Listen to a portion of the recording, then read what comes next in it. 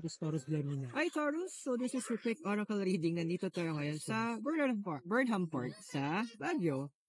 So your celestial deity is si Tan. You know what, Taurus? You also need to live.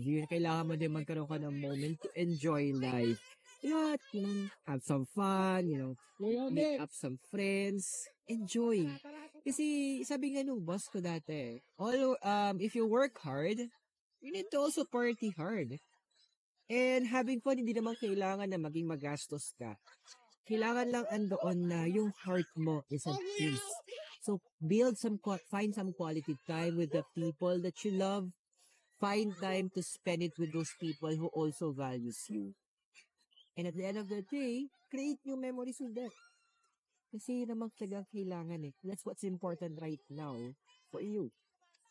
So, I hope na matuloy yung reading and I'll see you on our next video.